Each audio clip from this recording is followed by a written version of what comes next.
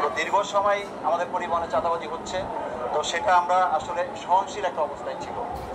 এখন যে অবস্থাটা আমি জেনেছি যেটা যে মালিক সমিতির কাছে তারা 5 কোটি টাকা চাঁদা চেয়েছে এক যুবদল নেতা, যাত্রাবাড়ির নাম ফাহিম। তারপর থেকে আমরা গাড়িগুলি পাঠাচ্ছি যাত্রাবাড়িতে, কিন্তু আমাদের গাড়ি এ পর্যন্ত 25টা গাড়ি গ্লাস ভাঙছে, আমার 25টা শ্রমিককে মারধর করছে। আজকেও সকালে আমাদের এক শ্রমিকের মাথা ফাটায় ফেলছে, গাড়ি ভাঙছে। এখন আমরা গাড়ি নিয়ে যাত্রাবাড়িতে যাইতে পারতেছি না। এই শরীয়তপুরের 20 লক্ষ লোকের একটা দুর্ভোগান্তির মধ্যে যাত্রী শরীয়তপুরের জনগণ পড়ছে। এখন এটা আমরা আসলে একটা চাঁদাবাজ মুক্ত একটা পরিবহন আমরা চাই, একটা ব্যবসা চাই, যেখানে আমরা নির্বিঘ্নে আমার শ্রমিকরা গাড়ি চালাইতে পারে। এটা চাঁদা চাচ্ছে যাত্রাবাড়ি গাড়ি যাইতে হলে তাকে চাঁদা দিতে হবে। এটা কেন চাচ্ছে না, এর জবাব তারা আমরা দিতে পারবো না।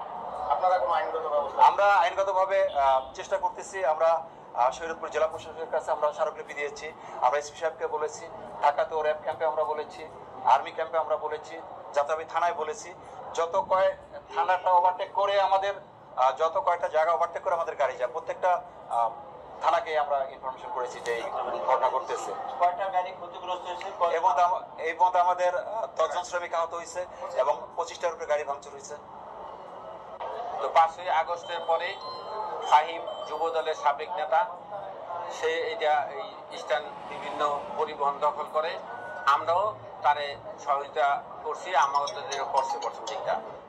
বর্তমানে এমন পর্যায়ে গেছে গা, প্রত্যেকটা পরিবহনের থেকে প্রত্যেক গাড়ি প্রতি 1500 করে টাকা নিতেছে। আমাদের প্রায় 50-60টা গাড়ি প্রতিদিন আমাদের 30,000 টাকার মতো সে নিতেছে। তারপরে নতুন করে আমাদের যে ইস্টার্ন পুলিশ বক্সের ওই সাইডে আমাদের গাড়ি বেশি, ওইদিকে আমরা প্রশাসনের সাথে কথা কইলে ওইদিকে গাড়ি প্লেস করছি। সেই গাড়ি প্লেস করার পরিপ্রেক্ষিতে সে প্রতিদিন প্রতি গাড়ি প্রতি আবার 100-200 করে আলাদা টাকা নিতেছে।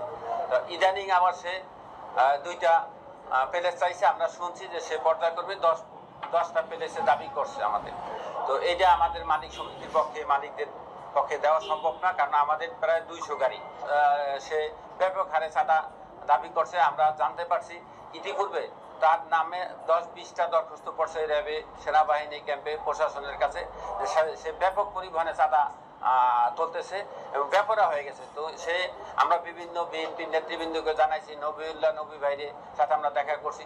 সেও বলছে যে তুমি এটা বাড়াবাড়ি করে না, শরীয়তপুরের এটা নুরুদ্দিন অপুর এলাকা। সে আমারে ফোন দিছে, এটা তুমি ঝামেলা করো না। তারপরেও সে এর পরের দিন গাড়ি আরো 2টা গাড়ি গ্লাস ভাঙছে, শ্রমিক মারধর করছে। আজকেও শ্রমিক মার্চ ইতিপূর্বে আমরা এটা প্রশাসনের দৃষ্টি আকর্ষণ করছি। চাঁদা মুক্ত এই আমরা পরিবহন চাই। গাড়ি যাত্রী নামাইছি, আমার গেট লাগাই না আসলে আমরা গাড়ি প্লেস করি না। আমার গাড়ি টাইম সেটা আইয়া বেবি বলা মানে কইসা গাড়ি ধরা খাইলে চালায় যাবি গা। ওরা 5 মিললে আমার গাড়ি আমরা বাস যাত্রাবাড়ি মশর এই আমরা বসছি গাড়ি লিয়া মতন না, আমরা যখন আমার গাড়ি চালাই দেয় না, তোরা গাড়ি যখন প্লেস করবি না তোরা খাইলে যাবি গা গাড়ি লিয়া যাত্রাবাড়ি মশর।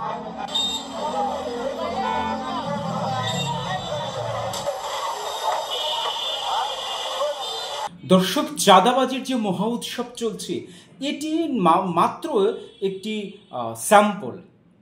এই পুরো বাংলাদেশেই কিন্তু এই ধরনের অরাজকতা তৈরি করছে। এটা শরীয়তপুরের একটি ভিডিও।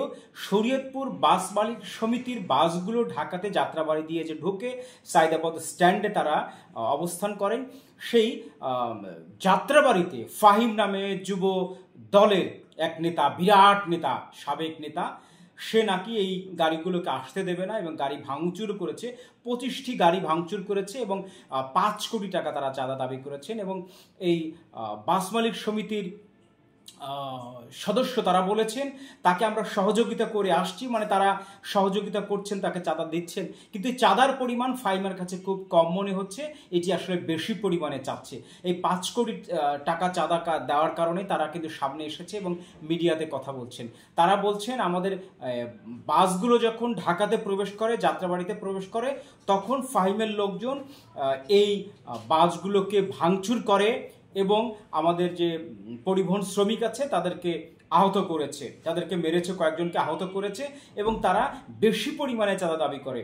একটা পরিমাণ নেয়ার পরে তারা দেখা যায় আর একটা ফন্দি বের করে, সেখানে প্রতি গাড়ি থেকে 500 বা 1000 টাকার এরকম একটা কারসাজি তৈরি করে টাকার সংখ্যাটা তারা বৃদ্ধি করে। এতে তারা ঢাকার এক নেতাকেও জানিয়েছেন এই ঘটনাগুলো।